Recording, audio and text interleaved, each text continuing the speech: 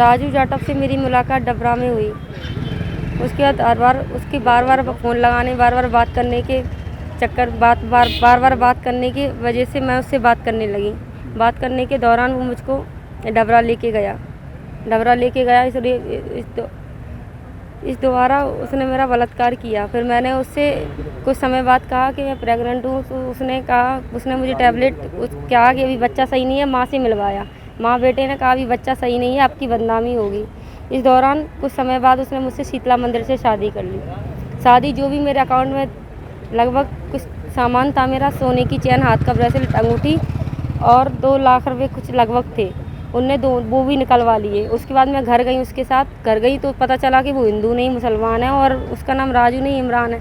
फिर बाकी उसके बाद मुझे घर जाके मालूम पड़ा तो मैंने शादी कर चुकी थी, मेरे पास दूसरा कोई ऑप्शन नहीं था उसके साथ रहने के अलावा। फिर उन लोगों ने मेरे से ज़बरदस्ती मारा पीटी करने लगे, मुझे घर में बंद रखने लगे। फिर एक तो बगल में मौलाना रहते थे, वो आए कि आप हिंदू हो, इसलिए हिंदू की रीति रिवाज से शादी की है, इसलिए आपको परेशान रखते हैं। तो मैंने उनने कहा नहीं, आप मुसलमान बन जाओगी तो आपको इतना परेशान नहीं रखेंगे। मैंने कहा नहीं, मुझे मुसलमान नहीं बनना, मुझको जाने दो। तो उन्होंने मैंने आप आ गई हो तो जा नहीं पाओगी, मुसलमान तो आपको बनना पड़ेगा। मेरे पति और देवर गिरफ्तार हुए हैं। अब कोई धमकी वगैरह वहाँ से मिल रही है? हाँ, धमकी मिल रही थी, इसीलिए मुझे एसपी ऑफिस एप्लीकेशन देने के लिए आना पड़ा। तहसील डबरा से तहसीलदार के द्वारा एक सूचना प्राप्त हुई और लिखित में नोटिस प्राप्त हुआ था कि शासकीय सर्वे नंबर पर एक मकान का अवैध अतिक्रमण तोड़े जाने की कार्रवाई की जाए। और इसी प्रकरण में चूँकि हमारे यहाँ एक प्रकरण पंजीबद्ध हुआ था 376 का, उसमें शासकीय सर्वे पर जो मकान है वो उस आरोपी का मकान है।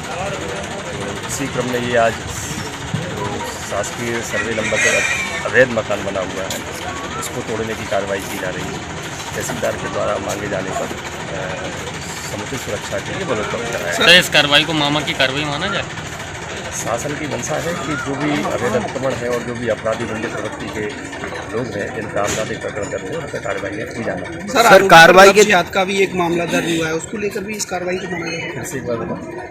लव जिहाद का जो मामला दर्ज हुआ है सर, उसको लेकर भी इस कार्रवाई? प्रकरण पंजीबद्ध हुआ है, थाना डबरा सिटी में प्रकरण पंजीबद्ध किया गया है। उसमें जिस आरोपी का मकान है वो उसमें आरोपी। सर अब तक कार्रवाई भी गिरफ्तार हुए हैं, उसका भी आरोपी? सर अब तक कितने आरोपी गिरफ्तार हो गए हैं और कितने फरार? 2 आरोपी गिरफ्तार हो गए। क्या कुछ कार्रवाई हुई? और बहुत जल्द से आरोपियों की आरोपी फरार है उनकी गिरफ्तारी। सर कार्रवाई के दौरान अवैध तरीके के असले भी बरामद हो रहे हैं।